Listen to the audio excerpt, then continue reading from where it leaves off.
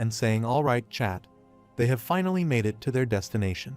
As she placed her cat on her shoulder, both of them and her cat looked toward the mobile screen and smiled. Seeing her there, three of them turned their head and looked toward her. Yoon stands there looking toward Yui, smiles, saying there she is now, and sees her there. Both boys are surprised. However, Yui extends her hand toward Kim to greet him. As soon as she greets them, her cat makes an excited noise. She spreads her hand toward Kim, saying she is Yui, the live streamer. Nice to meet him. Kim shook hands, and wearing nice to meet her too, he was Jibong. Kim. Hearing this, she grabbed his hand. Yui grabbed Kim's hand and started shaking it, saying this was so great she wanted to meet him. With her other hand, she held the selfie stick and showed this all in her live chat. After this, she stared at Kim's hand, asking if this was the hand that saved their country. It's a lot prettier than what she expected. Kim stands there and gets a little tired of it. Then he asks her if she should go on with the examination, and she excitedly jumps and claps, answering "Alright, sounds good." While Kim stands there, holding his wrist and looking toward her sweat, then Yui turns her camera toward Kim and says, "Alright, they are finally going to have their national hero." Then she pointed her hand toward Kim, saying Kim took a physical exam with them. Then she turned and, with a smiling face looking toward Kang, said, "Of course Mr. Chi Kang is there as well." Hearing this, Kang gets excited, and that flashy light starts emerging from his eyes, and his eyes start to glow. And thus, the examination began, and four of them moved toward the examination room. However, they enter the examination room, and Yui, looking toward the equipment there, surprisingly says this is so different from when she had her exam. Then Yoon, pointing toward the equipment, speaks well. It took a lot of work to conduct a proper examination of Kim with their previous equipment. So, they manufactured new ones for today's test, and then she pointed ahead toward the equipment and held the handle, which the examiner had to squeeze to measure his physical strength. She lifts the handle of the machine upward and starts the machine, saying first, they will measure his muscular strength. Their previous equipment could only measure up to an A-class level, then holding that handle she says, but this new machine can measure up to an S-class level. Sees that equipment, Yui taps on the ground and looks toward Yoon, saying allow her to go first. Yoon tells her to use that machine. Yui kept her mobile camera there and everything started recording. Then Yoon gave her the handle, telling her to hold it with her right hand and squeeze it down as hard as she could. Yui follows the steps that Yoon tells her to do. She squeezes that handle, thinking squeeze is as hard as she can. She clenches the handle with all her might. However, she embraces the handle, her eyes begin to bulge, and her pulse swells. While squeezing, she thinks her subscribers, Yumi Hours, are watching her. As her turn was complete, Yoon came to her, telling her they got her result and she could come back down now. Yui, holding her camera stick, descended the stairs and held her head, thinking she hoped she got good results. Kang stands there, thinking that it looks like so much fun, and then Yoon shows Yui her result on the tablet and tells Yui she received the same score as last time, an A-class grade. Yui excitedly shows her muscles before the camera asks the viewers if they saw that Yumi Hours hadn't been clacking on her workout. Her subscribers start messaging in the video chat and praising her strength. After this, Kim climbs the stairs for his turn, and both Yui and Kang look toward each other lovingly and blush. Kim stands near the equipment and holds that handle, and Yoon stands aside and says to him they need him to squeeze down as hard as he can. Kim, holding that handle, asks her if this be alright, and she smiles, answering don't worry. This was built from a specially designed, indestructible material. Prime Minister Gu had already tested it out as she was about to complete her sentence. Kim squeezes that handle and crashes at Yoon, is surprised. However, the machine explodes when Kim exerts his strength. The three of them are surprised, and their eyes and mouths wide open. However, Yoon turned her head and fumbled, asking what had just happened. Kim scratched his head and apologized to her. Yui's camera was pointed toward them, and all this was being recorded in her camera. Sees this Yui subscriber, Yumi Hours, in the chat room and starts texting as they all were also surprised to see Kim's strength. Yui stands there holding the selfie stick and gets speechless, and Kang stands behind her with teary eyes, thinking that he wants to try it, but this is only the beginning. The giant punching machine designed to withstand any physical attack crumbled into pieces once Kim laid down his fist. The magic measuring crystal ball shattered as soon as Kim's mana flowed into it. The three of them get shocked and their mouth wide open. While Kang stands behind them with teary eyes, he gets speechless and presses his lips, thinking he should have gone first. After this, Kim looks toward Yui and Yoon apologizes. Yoon, holding the machine accessories in her hand, replies no, it must be a problem with the machine. But they were working perfectly before, and Yui stood there holding her selfie stick, laughed, and waved her hand, saying yes, it's probably just the faulty equipment. Yoon was speechless and shocked and stood her head down, while Yui stood behind her, smiled, and waved her hand, saying well, now that they have got some testing done. Then she asks why don't they switch things up a little and start with their interview. After this, the interview starts, and the four of them sit on the chairs while the media and press stand before them and start recording and capturing the picture. Yoon, Kim, and Kang sit there on the chair in line, while Yui sits beside them to create the streaming. She puts the mobile camera in front of her, saying first, let's start with some introduction. Then she shows her mobile screen to them, and she opens the tab of her subscribers, as her subscribers are more than 2 million. Showing that tab to them, she says they have over 100,000 viewers watching them right now. Hearing this, Kang sits there and looks around, surprisingly, asking 100,000 viewers where they are waiting outside. However, Kang got up, run away to find the people. Then he jumped over to where the media and press people were sitting. Then he fell over the bench where some of them were seated. Kang falls upward and knocks the bench down, asking if they are over there. Sees this, the media people standing there with the camera are surprised, and one of them falls from the bench. However, Kim goes and lifts Kang, saying his apologies while Kang puts his index finger on his mouth fearfully. After this, Kim plopped Kang on the chair and saw that Yui put a hand on her mouth. Then he looked toward Kim, and Kang asked if it was that little joke and if he was serious. Kim points his hand at the left side of his face where Kang sits and replies he is serious. Hearing this, Yui surprisingly asks really, then says that's hilarious. Kang sits there looking toward Kim, sticking out his tongue, asking a joke. He loves jokes. Kim stands beside him and scolds him, telling him to keep his mouth shut.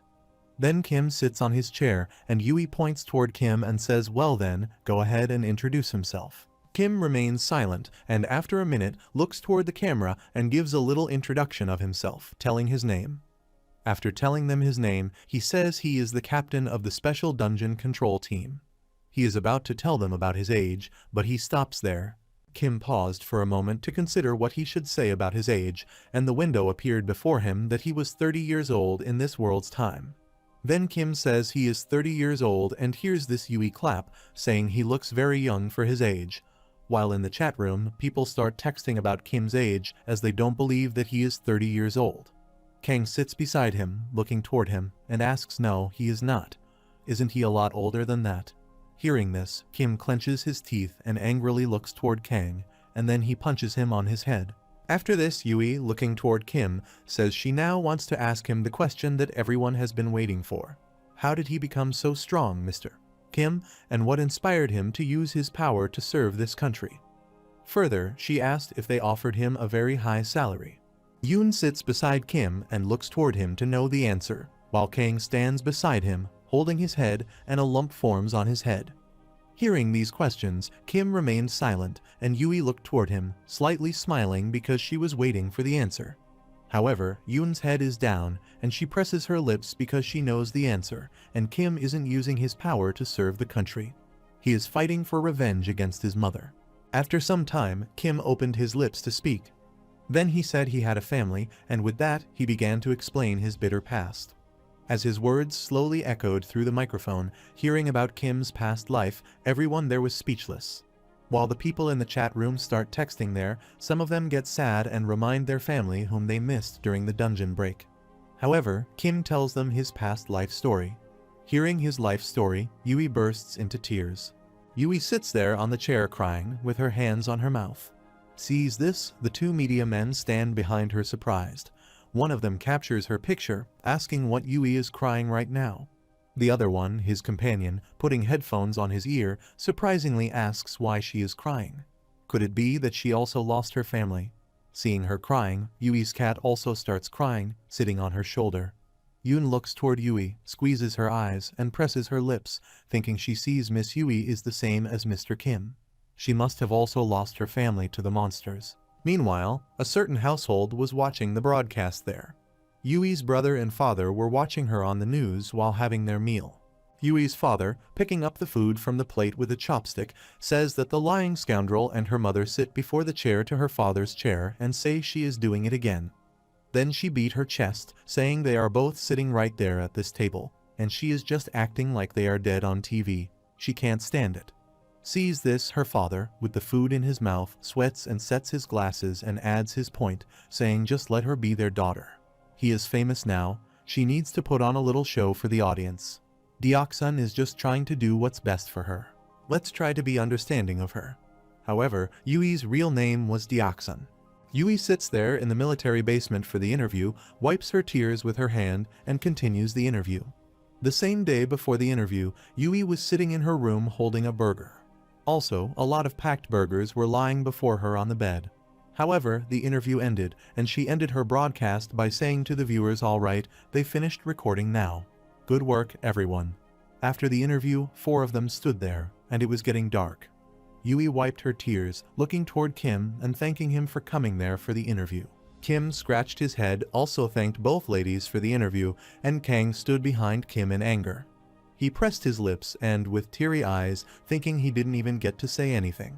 After this, Kim cracked his hand, asking the ladies if was it for today.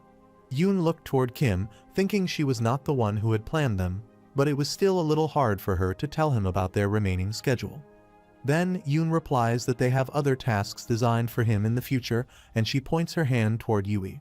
She says, but it would be better for him to hear it from her. Hearing this, Kim answered he would rather not do this again if that was everything she had, and his time would be better spent destroying a dungeon instead of this. However, at first, Yoon is surprised, but then she laughs, telling him that might be true, but their next schedule should be helpful to him, Mr. Kim. Kim surprisingly asked useful to him, and she nodded and stared at him, answering what she promised him. Hearing about the promise from her, Kim recalls the time when he first time met her on a rainy night, and she raised her voice, telling him she would help him get his revenge. Dungeon monsters, she will help him get rid of all of them, but he has to come with her, and she will help him to bring an end to this tragedy. However, Jae-yoon Lee only thought of the promise that he made back to Kim as an empty pledge made to recruit him into the army. Both Kim and Yoon stand before each other. She looks toward him and says she has been trying her best to keep her word. Then she smiles, saying they have all been trying their best. Kim keeps looking toward her, then says Lieutenant Lee explains their next schedule to him. After this, Yoon, Kim, and Kang go to the military lab in the basement. The lab's automatic iron door opens. 3 of them enter. The siren, alarm, and red and yellow lights were set on the wall, and the lab technicians were working there before the system. Kang entered there, putting a hand on his forehead, looking all around as he was impressed by that place, but there was no expression on Kim's face.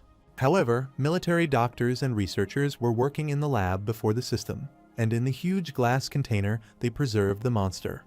Kang, standing before Kim, was saying to him something, "This is so cool."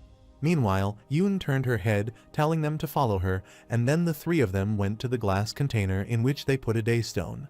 That day, the stone released a purple, bright, wavy light, and that light spread there in the container.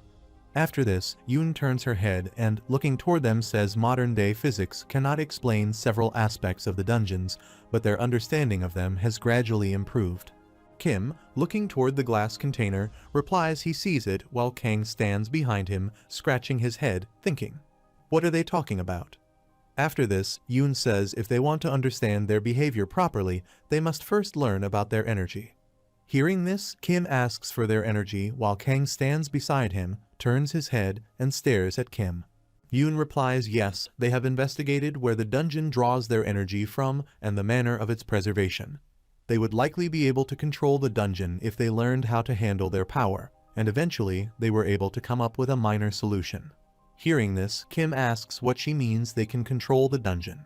Now, she shakes her hand and squeezes her eyes, answering no. Unfortunately, they have not reached that point yet. Then she points toward the glass container and says, "Look over there, Mr. Kim." Kim turns his head and looks toward the glass container.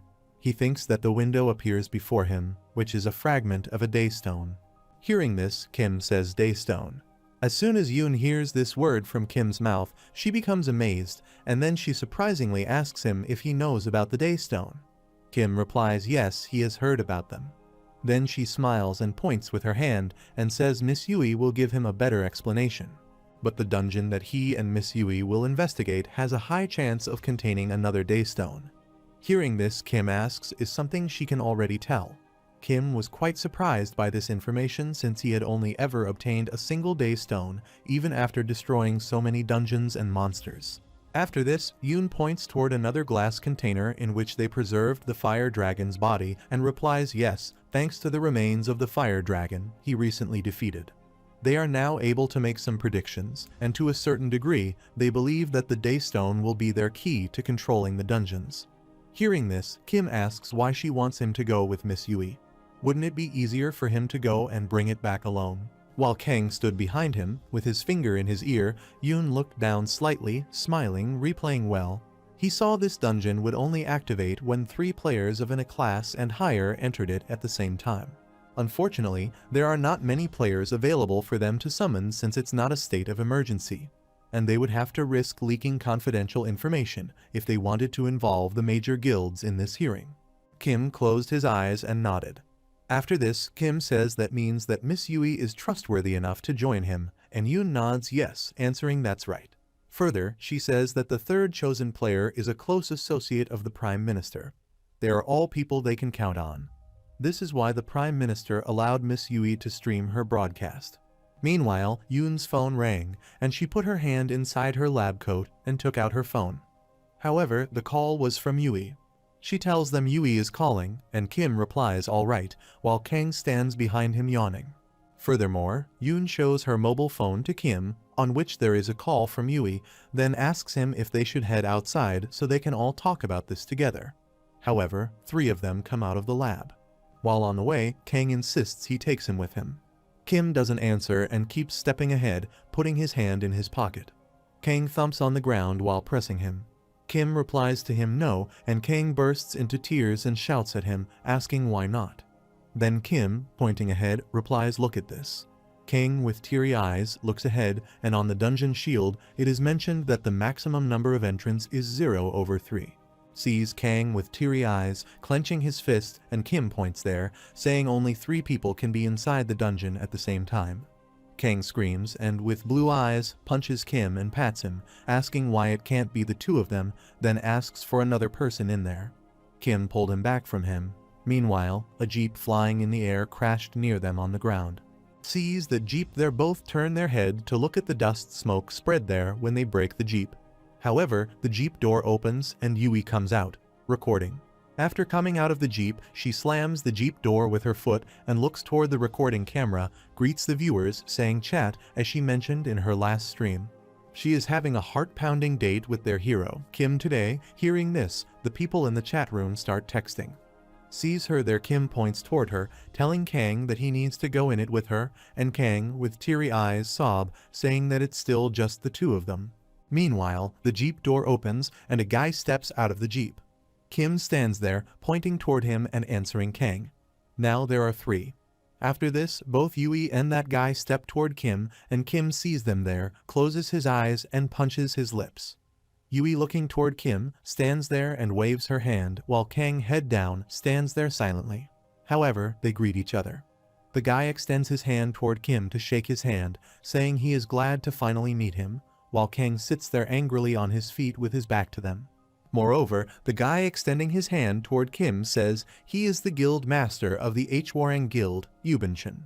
Yubinchin is the guild master of the Hwarang Guild, as well as the first-generation player who awakened during the first dungeon break 10 years ago.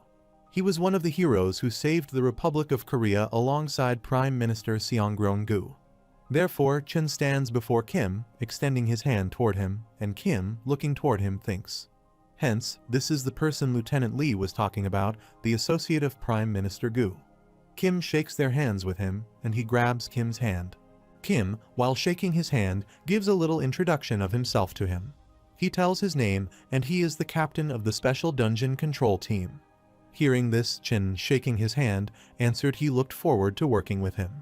However, Yui, while recording her stream, says to the viewers that for today's stream, she will be entering and clearing a dungeon with Mr. Kim and Mr. Chin.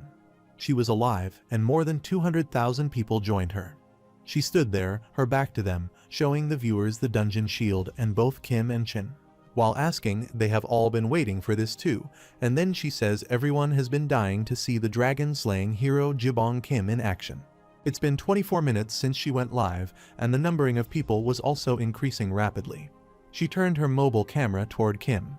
Seeing Kim, people in the chat room start texting because they are excited to see Kim live.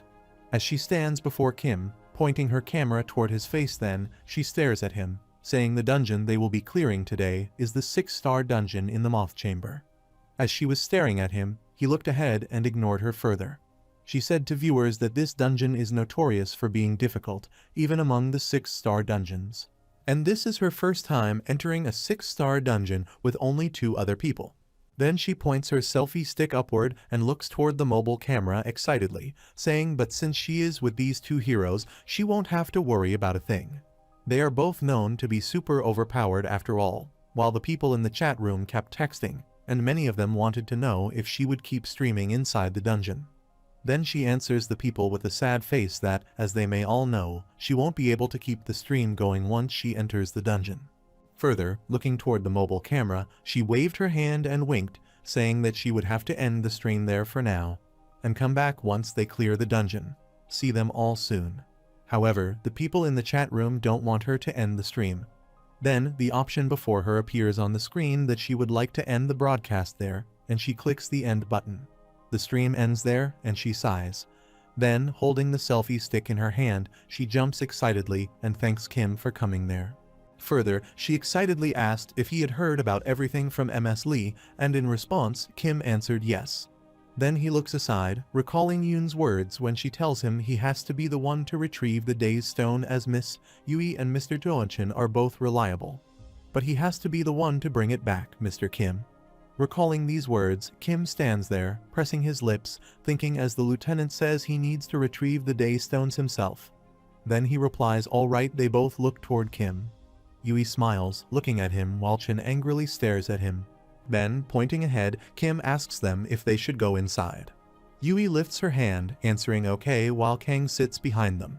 He turns his head and looks toward Kim, pouting with teary eyes and a flowing nose. After this, Kim turns and calls Kang, and Kang sits there on their foothead and looks toward him. Then Kim tells him to go and rejoin their team.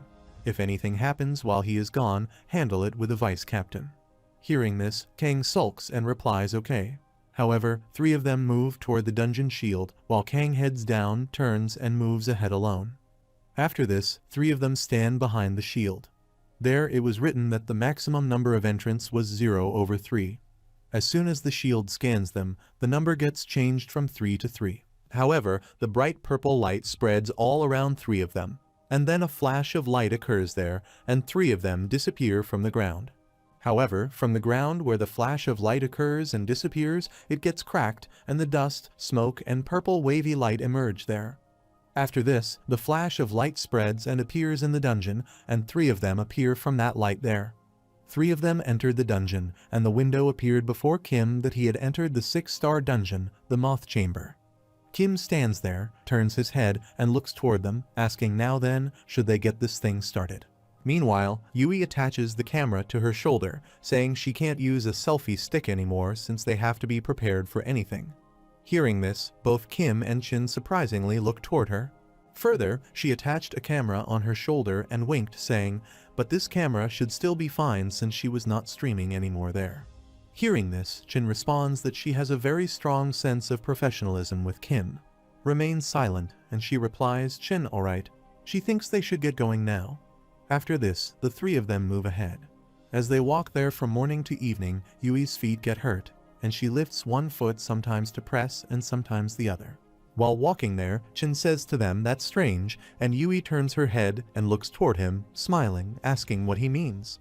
Chin replies they have been inside the dungeon for a while now, but not a single monster has come out yet. Yui pouts, asking him if that isn't a good thing for them. She only needs to film them defeating the boss anymore. However, Chin touched the handle of his sword that he kept in the sword belt attached to his pent and answered her that wasn't his point. As soon as he touches his sword, both Kim and Yui look toward his hand further. Chin says the Moth Chamber is notorious for having a swarm of monsters waiting for them right away. But even though they are almost midway through the dungeon, they have yet to see a single monster. Hearing this, Yui laughed and pointed her hand to him. Answer, come on, that shouldn't be a big deal. Then she told Kim, saying after all, they have the hero, who defeated an 8-star dungeon with them. There is nothing for them to worry about. Hearing this, Chin replies he guessed that's true, and then they move ahead as it is getting dark. On the way, Yui, hopping on one leg, says alright, well they have a lot more left to go, so let's get moving again. However, it was nighttime and dark everywhere. Yui turned on the light of her camera, and Chin turned on the torchlight. While Kim stands there, they enter this place in the morning, and it doesn't feel like that much time has passed. Yui stands there looking toward Kim and says the day is much stronger inside the moth chamber, and the night there is very dark, so it will be difficult for them to move around. Further, Chin stands there and adds his point, saying it usually takes 3 days to reach the end of a moth chamber on foot, so they should set up camp there for the night. Hearing this, Yui, while creating the fire with her hand, says if that's the case, it's time for a campfire, saying she throws the fire toward the ground. The fire there starts crackling, and 3 of them sit near the campfire. Yui cat sits there and starts yawning. While Yui sits there, folded arms on their knees, says because the day is so much stronger inside the giant space, the moth chamber is one of the most time-consuming dungeons there is. However, Kim sat there looking up toward the sky silently. As Yui had explained, Kim could see the sky fade to black, and there were no stars and the moon that shined in this night sky as it was shrouded in perfect darkness. Meanwhile, at the Korean Army HQ, Vice Captain Jung Ham taps the recorded paper on the table before him. Then he started working on the computer system, and as he was typing there, he got tired of the work. Then he sits there and holds his head, saying ever since the captain joined their team, they have been too busy clearing the dungeon to get any paperwork done.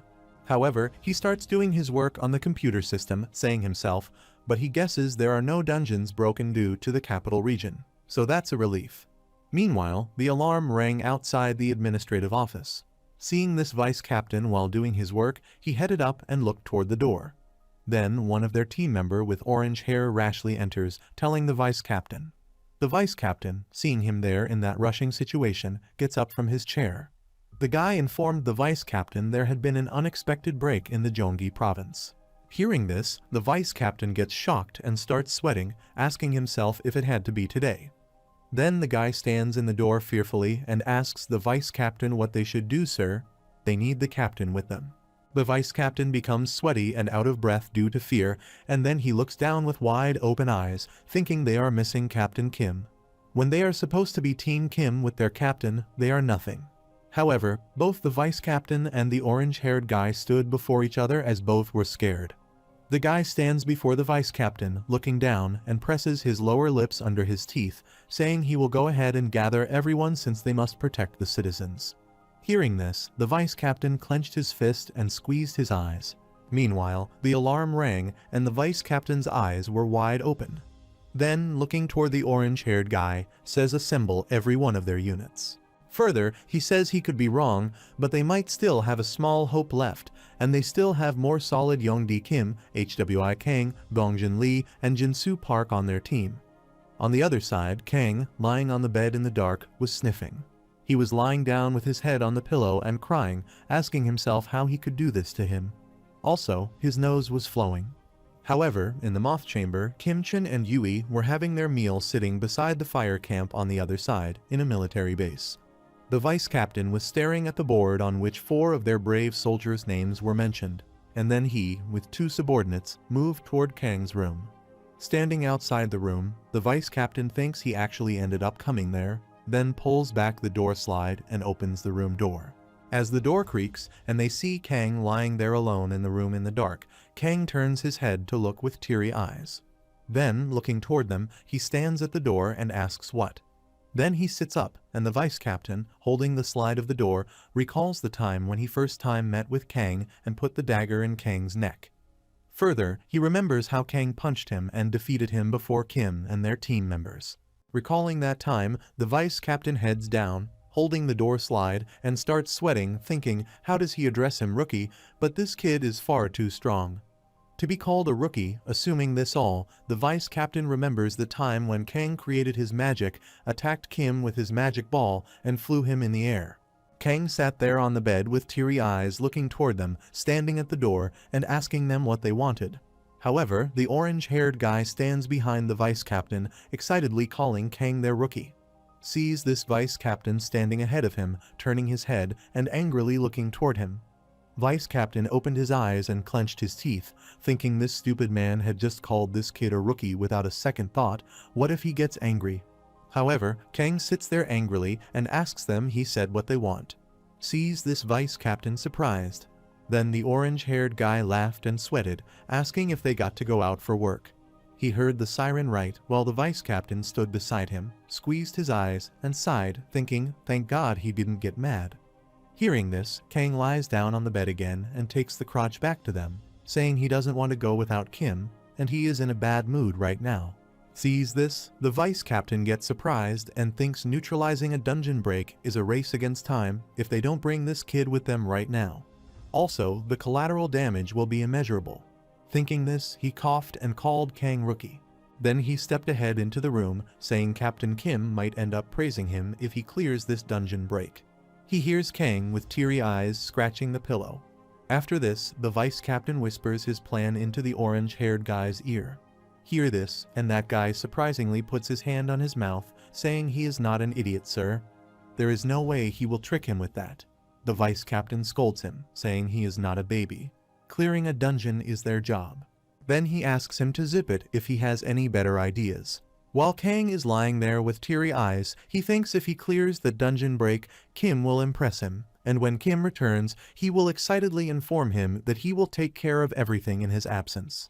Kim would open his arm to hug him and praise him for his work, and he would hug him and lovingly pat his head. Thinking this all in his mind, he quickly gets up, saying they are right, sees this vice captain, and his subordinate gets surprised. After this, Kang excitedly cheers up, saying Kim is going to compliment him. Then he quickly jumps and passes between them, saying lead the way, guys. Sees this, they get surprised, and the vice captain surprisingly asks, didn't just tell them to lead the way. The orange-haired guy presses his lip, answering he is already way ahead of them. Meanwhile, Kang excitedly goes through the corridor, humming and jumping with joy. On the other side, in the moth chamber, 3 of them were still walking. Kim, moving ahead, closes his eyes and asks the system to locate the nearest monster. The window appears before him, searching for a beast within 2 miles of his location. Then the system started the search and counted down the time, and then another window appeared. They informed Kim the search was complete and there were no monsters within his area. Hears this, Kim thinks that's strange as Yui and Chin are ahead of him. Yui surprisingly puts one hand on her mouth and the other hand on the camera and looks around. Says this is getting suspicious, everyone. Then she surprisingly asked why they couldn't find any monsters around there. Also, the camera was on, and she was recording everything. Kim stands behind and replies there are no monsters within 2 miles of their location. They can go faster than this. Both of them turn their head and surprisingly look toward Kim. However, Chin asks him how he knew that, and Kim replies he just sensed it. Hearing this, Chin thinks, can this SS class player clear an 8-star dungeon? And felt the presence of another monster too. Yui folded her camera, looked ahead, and asked them if they could pick up the pace and speed things up now. However, she runs away from there, saying she will race them to the top. Everyone sees her running away, and Chin also runs. Kim silently stands behind and thinks he won't be able to finish his mission if he keeps trying to match their speed. It is time for him to retrieve the Daystone. Then he takes out his Daystone and activates his energies. His clothes turn into physical armor, and a bright light starts emerging out of his body. As soon as the shining light spread there, both Yui and Chin stopped and turned their head to look. However, both of them are surprised, and in a second Kim, with that bright light, passes through between them, and due to his passing speed, the dust and smoke spread there. And they both, putting their hands over their faces, jump backward, and then Chin, surprisingly looking ahead, asks if that was a flying spell, and Yui, in surprise, replies no. She would have sensed it if he used any magic that wasn't a spell. Therefore, Chin stands there and looks ahead, surprisingly, thinking if it's not a spell, then what is it? Meanwhile, Kim flies in the air and looks around, saying the system has located the Daystone. However, the window appeared before him, searching for the daystone's location, and the time start counted down. Also, from the place where Kim flying upward, the bright light spread everywhere, and where he stood in the air, the bright light was emanating from his body. Then, another window appears before him, and the system informs him that the location search is complete, initiating the navigation toward his destination. However, Kim flies from there toward his destination. On the way, he crosses the hills, and the bright light spreads with him wherever he goes. After this, Kim jumped onto the ground. As soon as he jumped, a bright light came from his body, and the light ended when he jumped, and the smoke emanated from his armor. Then another window appeared before him, telling him that he had arrived at his destination and exiting navigation mode was on. Kim stood before the hill, and a considerable daystone was stuck on the top. He stood there staring at the daystone, then he stepped ahead toward the stone, but as soon as he stepped ahead, a dark aura came out of the ground upward, and then this aura spread all around him. Therefore, Kim clenches his teeth, asking what. Meanwhile, a notification window appears before him to warn him. Then, hundreds of flying monsters emerge from the dark aura, and another window appears before him. The monsters, over 100 monsters, have been detected and generated. However, the hundreds of monsters fly in the air over Kim and move toward him. The flying monster bees move toward Kim to attack, while Kim stands there silently, stare the monster coming toward him. After this, the explosion occurs, and something crashes in the distance. See this? Both Yui and Chen stand in the distance and get scared. They both look toward that dust explosion, and Yui worriedly asks what it is. Chen answers quickly and lets go, and then both run away from there toward that explosion. Yui's cat runs after them. While running away, Yui turned her head and looked toward Chen, saying it would be nighttime before they reached the top of that hill if they kept running like this. Hears this, Chen asks if there is anything else they can do, and Yui answers it's a little extreme, but she thinks she can do this since there are no monsters around them. However, she creates the bouncy shield around Chen and herself, then she puts the fireball in her hand, saying she apologizes to him, but this is the only thing she can come up with right now. After this, she attacks with the fire magnum on the bouncy shields, and both shields from there. The round moves forward. Then the fire explosion occurs, and that explosion throws this bouncy shield upward toward the cliff, and then both the shields thud up on the cliff. Then both the shields move there, and they both in that shields fall up and down as the shields stop there, and they are both surprised to see the bee monster's corpse lying there on the ground. Also, the bright sunlight like a flash was coming there from the hillside, and they both sat there in the bouncy shield lieu. King toward Kim stood there between the monster's corpse. Sees this, Chen gulp, thinking it's barely been 5 minutes since he flew there. Then he asks himself if he killed all these monsters on his own. Kim stood there staring at the daystone. He also got slightly injured while defeating those monsters. Moreover, the daystone throb and the dark aura emerge from it. After this, the bouncy shield ends, and Yui sits there and taps her hands on her legs. Then they both get up and move toward Kim. Yui, while stepping toward Kim, waves her hand, asking if he is all right. Kim stands there near the monster bee's head and replies yes, he is fine. Then he asks them if they should carry on them, and Yui excitedly replies yes, and then the three of them move ahead. But as soon as they move toward the daystone, a dark aura emerges under Kim's shoes. Both Kim and Chen look toward that aura. While Yui steps ahead, as she steps ahead, a barrier wall is there. She surprisingly asks, "What is this?" Then she touches that wall to go on. But as she touches it, her hands feel an electric current, and a dark aura emerges from the barrier where she touched it. Then Yui stepped backward and started pressing her finger with her hand, saying she had never seen something like this before. Kim stood beside her, turned his eyes and looked toward her.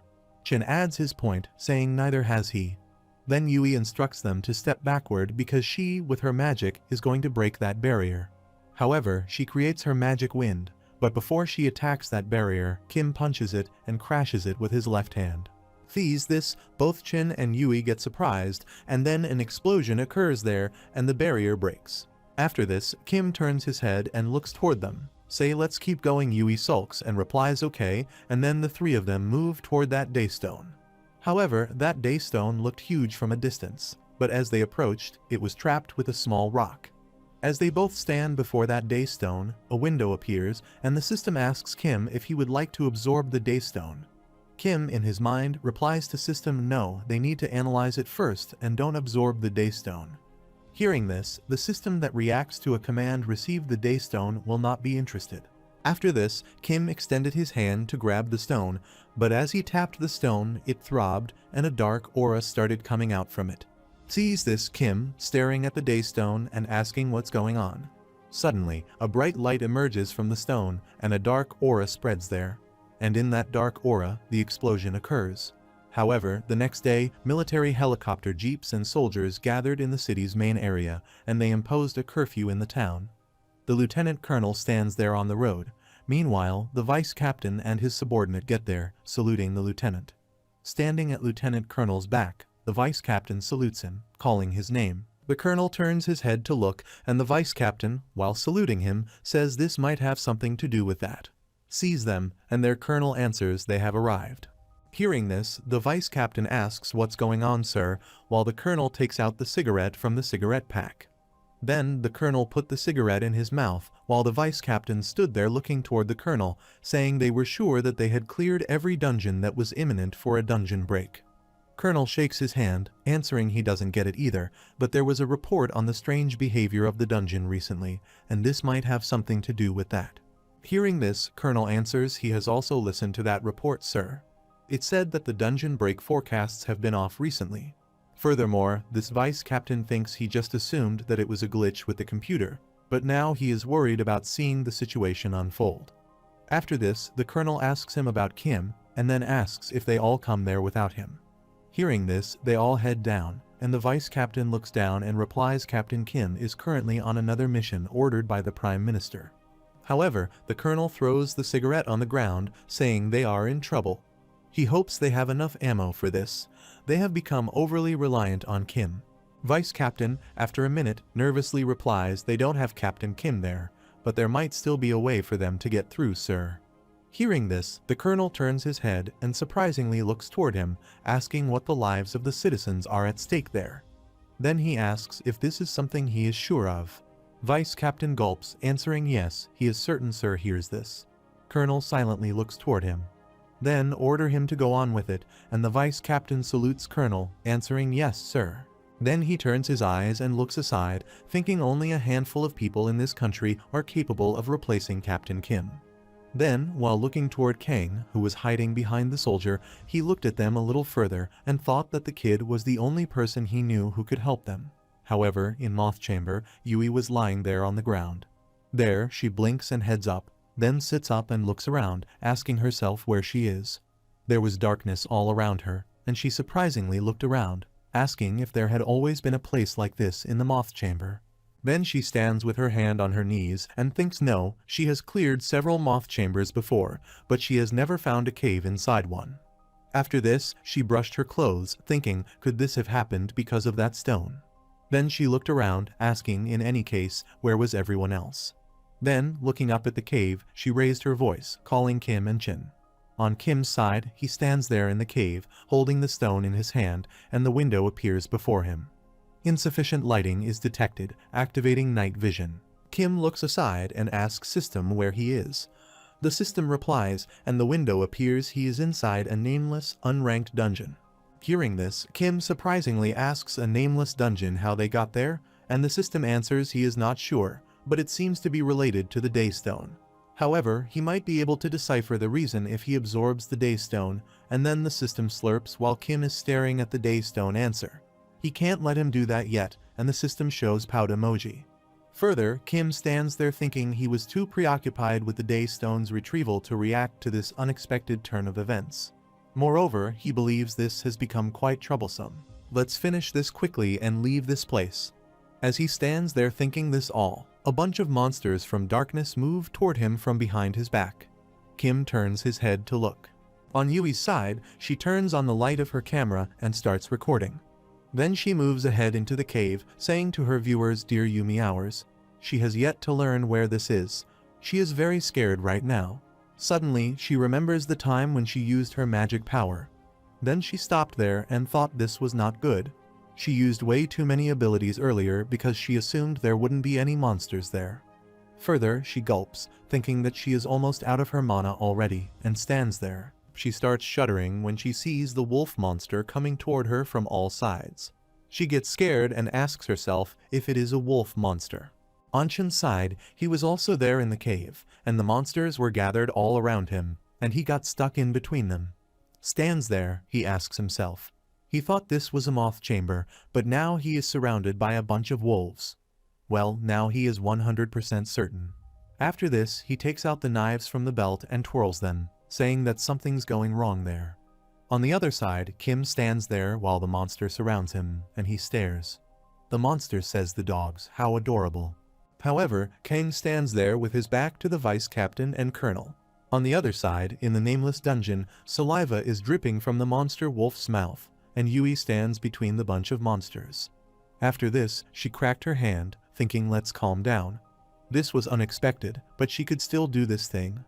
Then she taps on her heart pendant and it starts to glow and create a beeping voice, and then the inventory box appears before her. She looks toward the inventory and thinks no matter what happens, she is still in a rank hunter created by the government. Therefore, she goes near the inventory and takes out her selfie stick and mobile from there. On the other side, Kim punches one of the monster dogs and splits it, then jumps and moves toward the other dog. He hits and kicks them all one by one and splats them. Then he runs and jumps up while the monster dog stands there looking up toward Kim barking. Kim jumped upward and then moved back and hit the monster's face with his foot and cracked it on the ground. The beast starts to tremble, and Kim presses the monster dog's head with his shoes and splits it. After killing all the monster dogs, Kim steps over the blood and wipes his sweat. Then puts his hand on his nose and says what a terrible stench. Looking toward the monster dog's corpse, he thinks these weird dogs are tougher than he expected. They are no threat to him, but he needs to figure out the other two. Then, looking up, he asks the system to find Yui and Chin's location. The window beeps and appears before him, the initiating location scanning complete, and then the time counts down. The window appeared before him, studied the full opening map in a head-up display, and then the map displayed before him. There, he checked he was far away from them. However, on Chin's side, he was twirling his knives, and then he slashed one of the monster wolves, and the monster thudded on the ground. While killing the monster wolves, he thinks it's been a while since he has fought in the dark like this. It's difficult to locate these monsters inside the cave. But the first generation has been through much worse 10 years ago.